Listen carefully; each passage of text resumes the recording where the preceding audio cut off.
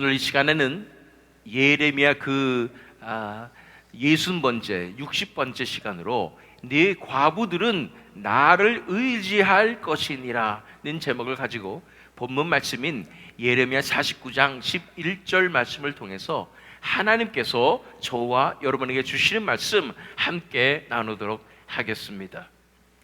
우리 주중에 새벽 예배에 우리가 살펴보고 있는 것은 하이델베르크 요리 문답이었습니다. 최근에 우리가 배우고 있는 것은 바로 하나님의 정의에 대해서 살펴보았고, 하나님의 인자하심과 정의가 함께 가고, 하나님이 인자하시기 때문에 정의로우시고 정의로우시기 때문에 인자하심에 대해서 우리는 살펴보았습니다. 그것이 하나님의 속성이자 하나님 나라의 문화임에 대해서 살펴보았습니다. 그렇기 때문에 하나님께서는 정의의 진심이시다에 대해서 지난 시간에도 우리가 살펴본 것입니다.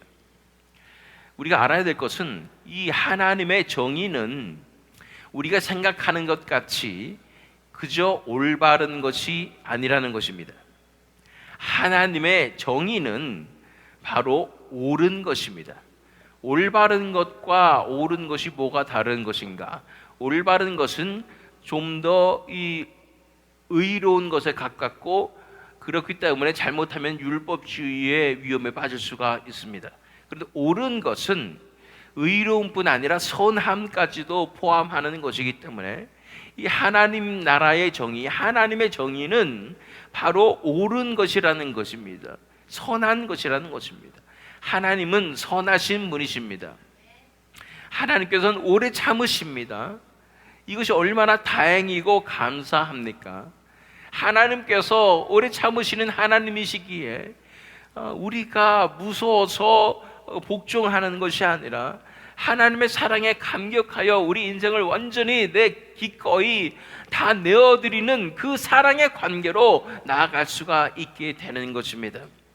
그렇기에 하나님 나라의 정의는, 이 올바르고 선한 이 정의는, 그래서 성경 전체에 하나님께서 말씀하시기를 고아와 과부를 돌보는 것이고, 또 가난한 자와 나그네를 잘 대접하는 것이다 라고 말씀해 주시는 것입니다.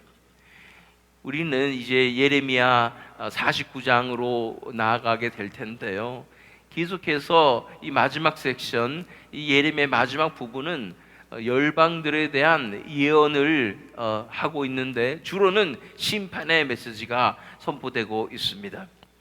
지금까지 우리 살펴본 것은 애굽, 그리고 블레셋, 지난 시간에는 모압을 살펴보았고요.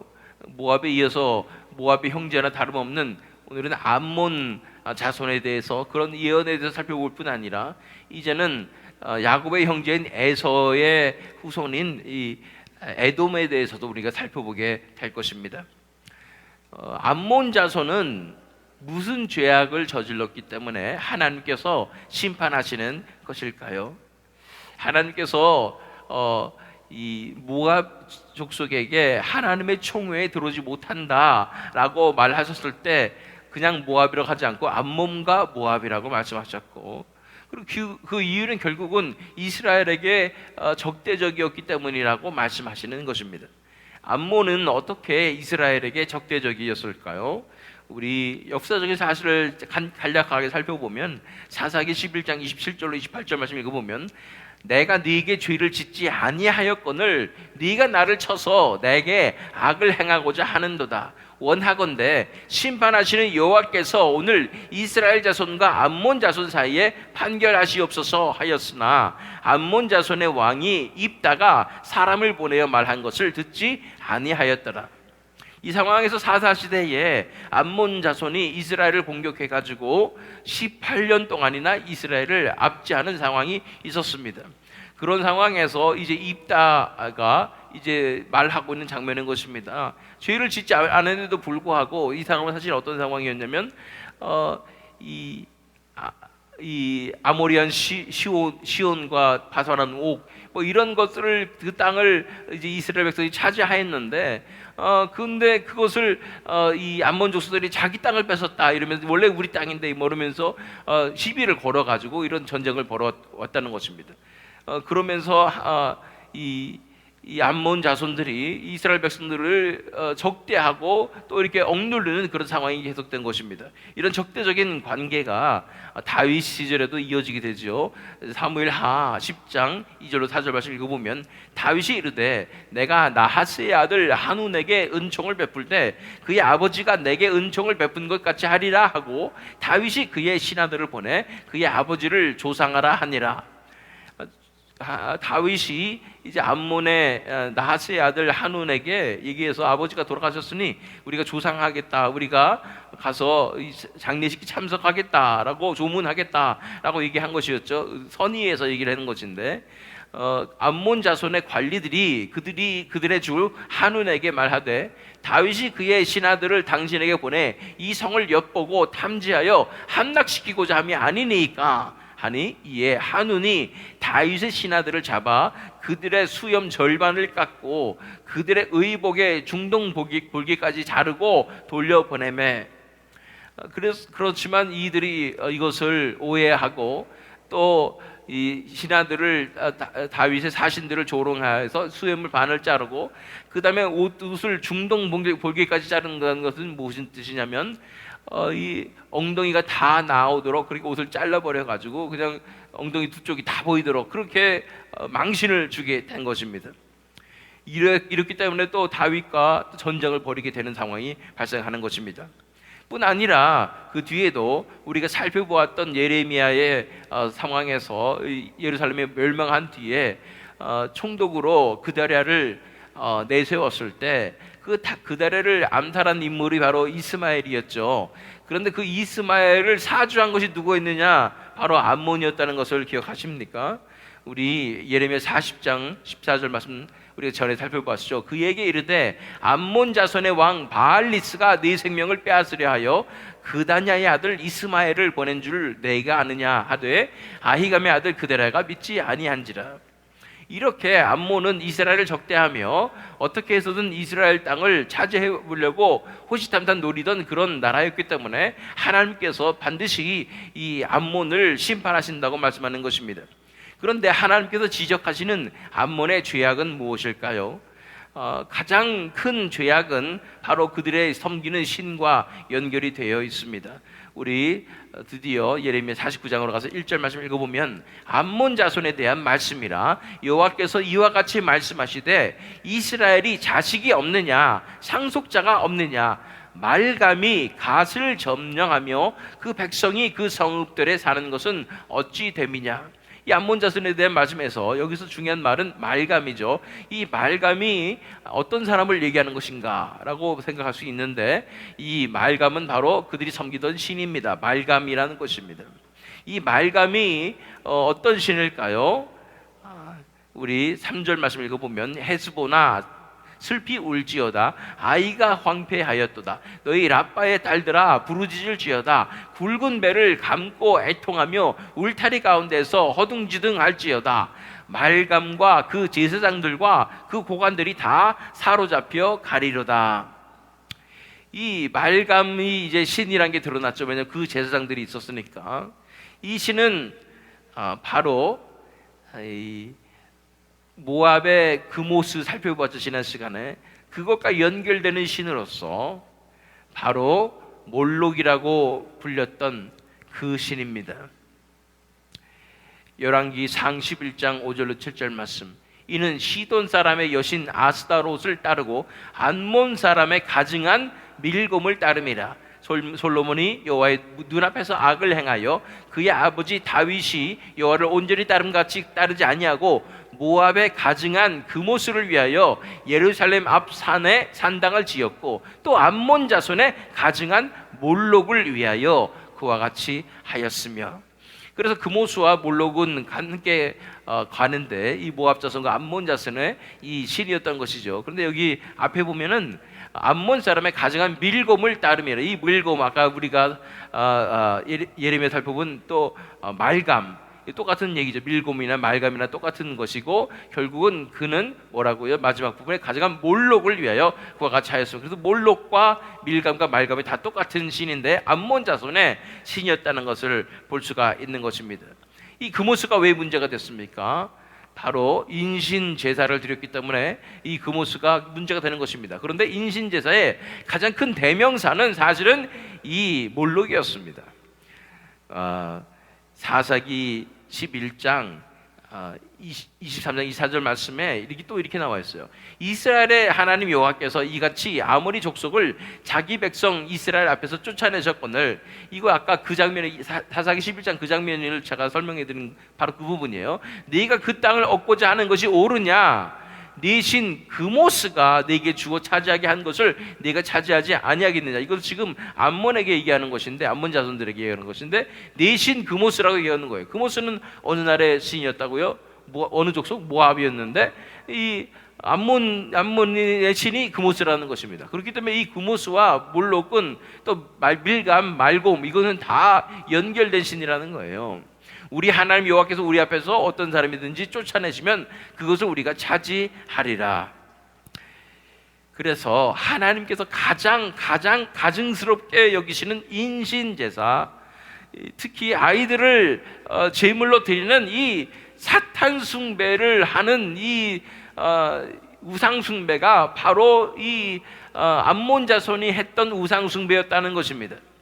그것에 대해서 레위기 20장 2절로 3절 말씀을 읽어보면, 너는 이스라엘 자손에게 또 이르라. 그가 이스라엘 자손이든지 이스라엘에 거류하던 거류민이든지 그의 자식을 몰렉에게 주면 반드시 죽이되 그 지방 사람이 돌로 칠 것이요 나도 그 사람에게 진노하여 그를 그의 백성 중에서 끊으리니, 이는 그가 그의 자식을 몰렉에게 주어서 내 성소를 더럽히고 내 성호를 욕되게 하였음이라. 이 몰렉에 대한 제사는 레위기부터 벌써 나오고 있는 것입니다. 이 암몬 자손들이 했던 이 몰렉에 대한 제사, 몰렉, 밀감, 말곰, 그모스, 이 인신 제사를 드렸던 이 신들은, 이 우상 숭배는 가장 하나님께서 가증스럽게 여기시는 직접적인 사탄 숭배였다는 것입니다.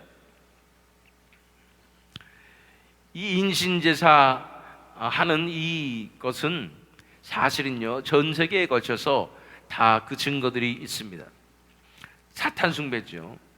특별히 아메리카 대륙 전역에 나타나는 것을 보게 됩니다. 이 아메리카 땅이 과연 축복받은 땅이었을까? 이 땅은 사탄 숭배의 땅이었던 것입니다. 우리 고대사를 통해서 잉카와 마야와 아즈텍과 이런 문명들이 이 아메리카 대륙에 있었는데 다 인신제사의 풍습이 있었습니다. 아주 심각하게 인신제사를 했습니다. 알려진 바대로 중미와 남미에는 이런 제국들이 나타나면서 인신제사가 횡행했다는 것을 알 수가 있지만, 우리가 지금 살고 있는 이 북미에도 인신제사의 흔적이 다 남아 있다는 것입니다. 이 대륙 자체가 사탄에게 바쳐진 듯한 사탄 숭배했던 대륙이었다는 사실을 우리가 기억할 필요가 있는 거예요. 그 대륙에 우리가 살고 있는 것입니다.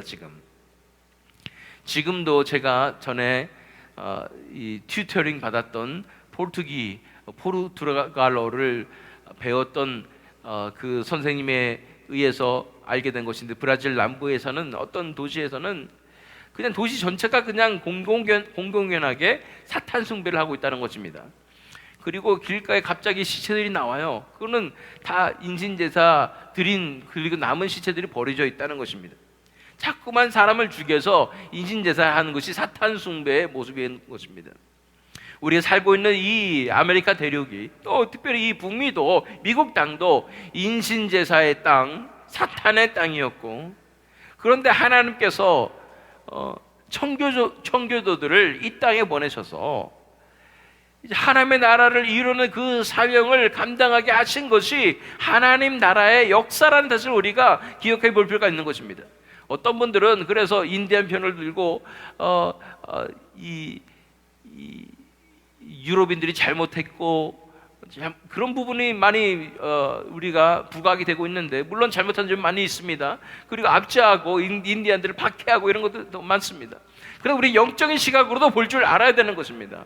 이 사탄 숭배하고 있었던 이 족속들을 구원하는 하나님의 역사들이 이미 일어나고 있었고, 그래서 미국 땅 가운데 하나님의 나라가 이루어지는 그 사역을 하나님께서 감당하고 계셨다는 사실을 알아야 합니다. 그래서 이 땅 가운데 부흥의 역사가 일어나고 대각성이 일어나고, 이 미국 땅을 통해서 하나님께서 선교사들을 보내셔서 전 세계 가운데 복음을 전하시고, 우리 한국 땅도 이 미국 선교사들을 통해서 또 복음을 받는 역사들이 일어나는 것은 하나님의 강권적인 주권적인 기적의 역사가 아닐 수 없는 것입니다. 지금도 가장 치열한 가나안 전쟁과 같은 영적 전쟁이 이 미국 땅에서 이루어지고 있다는 사실을 우리는 영적인 눈을 떠서 알아야 하는 것입니다. 그렇기 때문에 이 우리가 겪고 있는 영적 전쟁이 너무나 치열하다는 사실을 알아야 하는 것입니다. 우리가 영적 전쟁의 최전방에 서 있다는 사실을 인식해야 합니다. 우리는 그냥 후방에 나있는 것이 아니라 최전방에 나와 있다는 사실을 기억해야 하는 것입니다. 눈에 보이지 않는다고 해서 이 영적 전쟁이 안 이루어지는 것이 아닙니다. 지금 우리는 영적으로 깨어서 이 영적 전쟁이 벌어지고 있는 이 상황 가운데 싸워내야 합니다. 영적 전쟁의 한 가운데서 우리가 무기를 손에서 놓고 우리는 편하니까, 보이지 않으니까 이러면서 안일하게 있다가는 다 당하게 되는 것입니다. 제가 전에도 많이 말씀드린 적이 있는데, 이 악한 세력들은 좀비와 같이 달려듭니다. 가만히 있으면 좀비에게 목을 물리듯이 물리는 것입니다. 그래서 우리도 좀비 됩니다. 이런 절대절명의 순간에 와 있다는 사실을 우리가 깨닫고 일어서서 이 영적 전쟁을 치러내야 할 줄로 믿습니다. 사탄이 당연히 자신들의 본거지인 이 아메리카 대륙을 빼앗기지 않기 위해서 발악하지 않겠습니까? 이런 상황에 우리가 와 있는 것입니다. 그러나 하나님의 심판의 역사는 반드시 이루어지게 될 줄로 믿습니다. 하나님의 나라는 반드시 승리하게 될 줄로 믿습니다. 이 전쟁에서 교회는, 그리스도의 몸된 교회는, 그리스도의 신부인 교회는 반드시 그리스도와 함께 승리하게 될 줄로 믿습니다. 그래서 이 암몬 족속들을 심판하시는 하나님에 대해서 나와 있고, 반드시 그 심판은 이루어지게 될 것이라고 믿습니다. 또 한 가지의 족속들에서 오늘 살펴볼 것은 에돔입니다. 에돔을 하나님께서 심판하시는 이유는 무엇일까요? 에돔은 에서의 자손이죠. 야곱의 형이었던, 쌍둥이 형이었던 에서였고, 그들의 잘못은 무엇이었을까? 아모스로 가서 1장 11절 말씀 읽겠습니다. 여호와께서 이와 같이 말씀하시되, 에돔의 서너 가지 죄로 말미암아 내가 그 벌을 돌이키지 아니하리니, 이는 그가 칼로 그의 형제를 쫓아가며 국류를 벌이며 항상 맹렬히 화를 내며 분을 끝없이 품었음이라. 그들은 칼로서 형제를 대적했다고 말하는 것입니다. 이 형제는 바로 이스라엘을 말하는 것이고, 계속해서 에돔이 이스라엘에게 역시 적대적이었는데, 그 이유는 뭐냐면 원한을 품었다는 것이고, 그 원한은 언제부터? 에서 때부터 팥죽 한 그릇에 장자 명분을 팔고, 또한 장자권을 완전히 빼앗기고 난 다음에 에서가 품은 그 원한이 자손들에게도 이어져서 계속해서 형제를 쫓아가며 국류를 벌이며 항상 맹렬히 화를 내며 분을 끝없이 품은 것이 이 에돔 자손들이었다고 말하고 있는 것입니다. 하나님의 백성들인 이스라엘 백성들을 괴롭히는 것이 죄악이지만, 하나님께서 이 에돔을 벌하시는 가장 큰 이유 중에 또 하나는 바로 그 잘 알려진 그들의 교만함 때문입니다. 그래서 예레미야 49장으로 돌아가서 16절 말씀 읽어보면, 바위 틈에 살며 산 꼭대기를 점령한 자여 스스로 두려운 자인 줄로 여김과 네 마음의 교만이 너를 속였도다. 네가 독수리같이 보금자리를 높은 데에 지었을지라도 내가 그리로부터 너를 끌어내리리라. 이는 여호와의 말씀이니라. 천혜의 요새 가운데 있었는 것이 이 에돔 족속이었죠. 그 높은 곳에서 도저히 적군들이 접근할 수도 없는 그곳에 살면서 이제 자신들이 잘났기 때문에 이렇게 강해져서 남들이 공격하지 못한다고 생각하면서, 우리는 이 높은 곳에 철옹성을 쌓고 살고 있기 때문에 이제는 하나님 필요 없이 우리 자신을 지킬 수 있다고 착각하는 듯이, 그렇게 자신의 힘과 능력을 의지하며 교만하여 진 것입니다. 그렇기 때문에 그들을 벌하시는 가장 큰 이유가 바로 그들이 교만했기 때문이라고 말씀하여 주시는 것입니다. 이것은 지난 시간에 살펴본 모압의 죄와 연결이 되는 것이죠. 그 교만함이 하나님께서 가장 싫어하시는 것입니다. 교만함의 특징은 뭐냐면 다른 게 아니에요. 자신의 처지를 모르는 거예요. 진실을 모르는 거고 착각하는 거예요. 망상이에요. 우리가 스스로에 대한 자부심을 가지고 내가 괜찮은 줄 알고 하는 거 모든 것 다 착각이자 망상입니다. 망상이 많으면 정신병 환자지요. 이상한 생각만 하고 망상을 갖고 있는 것이죠. 자신에 대한 과대 망상을 가지고 있는 것입니다. 많은 사람들이 이렇게 과대 망상을 가지고 있어요. 내가 괜찮을 거라 생각하고 그래도 나는 괜찮은 사람이고 선한 사람이라고 착각을 하고 망상을 가지고 살고 있는 것입니다. 이 정신병에서 벗어나야 될 줄 믿습니다. 치유되고 자유케 되어야 되는 줄로 믿습니다. 그러나 하나님께서 이 에돔 족속에 대해서 가장 진노하셨던 것은 이 교만함뿐 아니라 바로 고아와 과부들을 압제하는 사탄적인 문화를 가지고 있었다는 것에 있는 것입니다. 우리 본문 말씀으로 들어갑니다. 그 에돔에 관한 말씀인데 네 고아들을 버려도 내가 그들을 살리리라. 네 과부들은 나를 의지할 것이니라. 이 말씀은 하나님께서 에돔을 책망하시는 말씀인 동시에 정의의 하나님께서 구원하시리라는 구원의 약속입니다. 고아와 과부들을 압제하는 그 상황 가운데서 하나님께서 건져내실 것이라는 약속의 말씀인 것입니다. 하나님께서 가장 싫어하시는 것이 바로 이 고아와 과부를 압제하는 것입니다. 소두에 제가 말씀드린 것 같이 하나님은 정의의 하나님이신데 하나님의 정의는 올바른 것이 아니라 옳은 것이라고 말씀드렸습니다. 이 하나님의 의로우심과 함께 선하심도 함께 있는 것이 바로 하나님의 정의라고 말씀드렸습니다. 하나님께서 싫어하시는 것이 고아와 과부들을 압제하는 것입니다. 압제하는 것입니다. 억누르는 것이죠.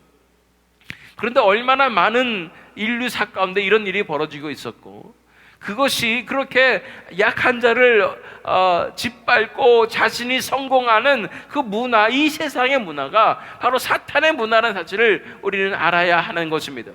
그런데 만약 어떤 종교가 그런 일들을 행하고 있다면 그것은 정말로 죄송하지만 사탄의 종교라고 볼 수밖에 없는 것입니다. 이슬람권이 얼마나 그런 일을 벌이고 있습니까? 여자들, 아이들 그렇게 압제하고 억눌리고 있지 않습니까? 그들을 자유케 하는 역사를 하나님께서 반드시 이루어 주실 줄 믿습니다.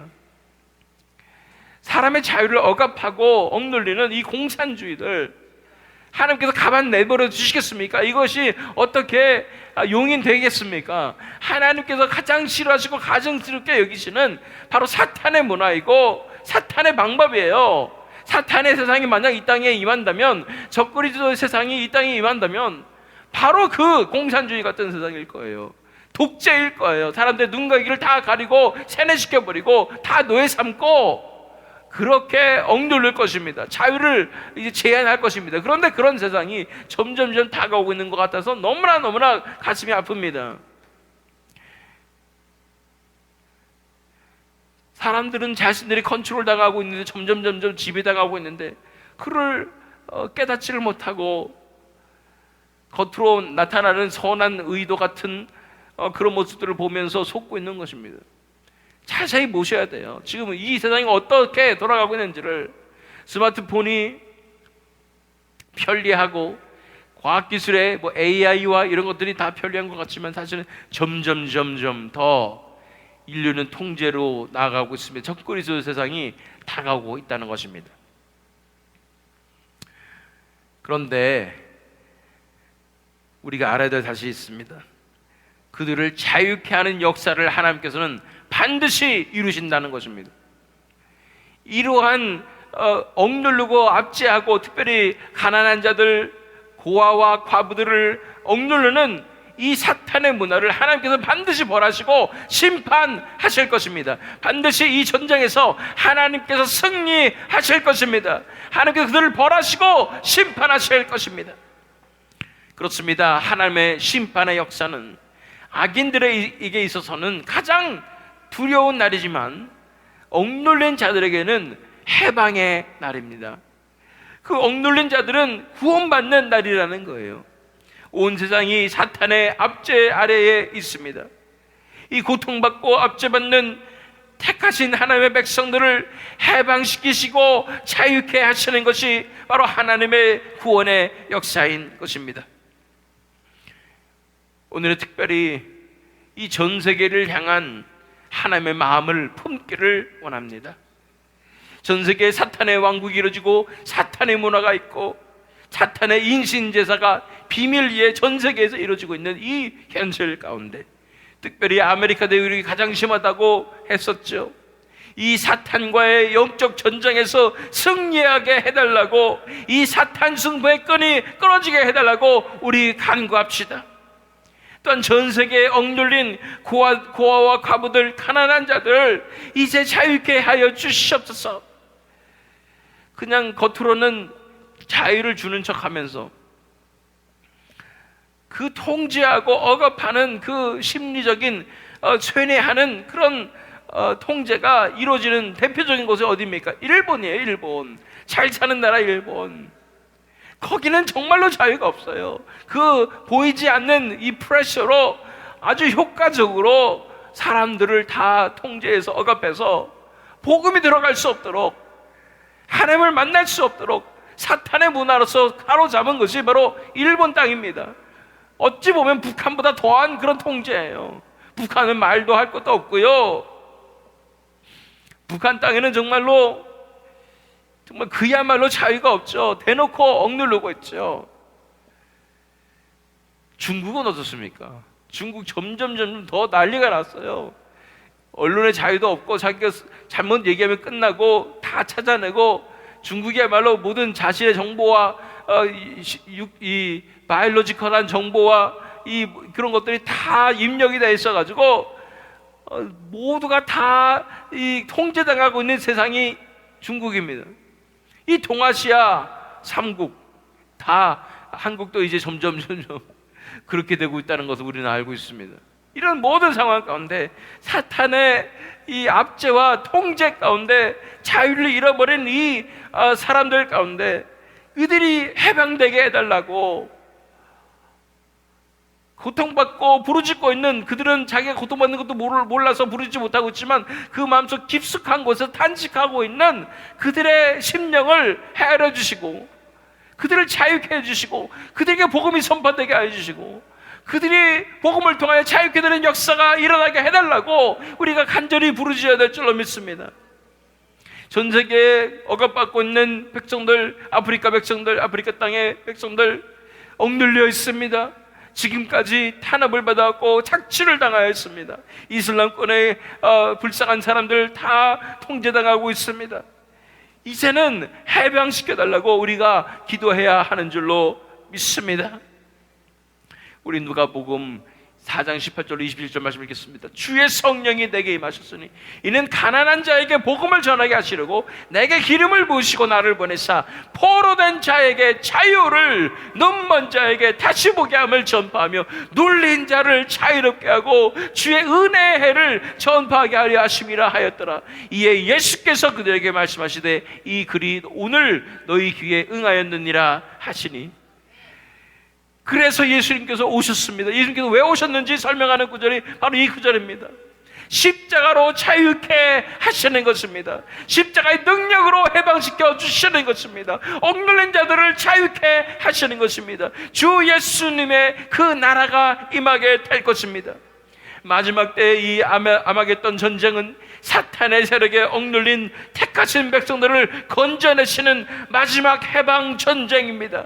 반드시 승리가 임할 것입니다. 더 이상 이제는 압제가 없고 고통이 없는 그 자유의 날, 광복의 날, 해방의 날이 반드시 오게 될 줄로 믿습니다. 요한계시록 21장 3절 4절 말씀, 내가 들으니 보좌에서 큰 음성이 나서 이르되 보라, 하나님의 장막이 사람들과 함께 있음에 하나님이 그들과 함께 계시리니 그들은 하나님의 백성이 되고 하나님은 친히 그들과 함께 계셔서 모든 눈물을 그 눈에서 닦아주시니 다시는 사망이 없고 애통하는 것이나 곡하는 것이나 아픈 것이 다시 있지 아니하리니 처음 것들이 다 지나갔음이르라. 이 놀란 승리의 역사, 해방의 역사, 자유의 역사가 이제는 반드시 이 땅 가운데 임하게 될 줄로 믿습니다.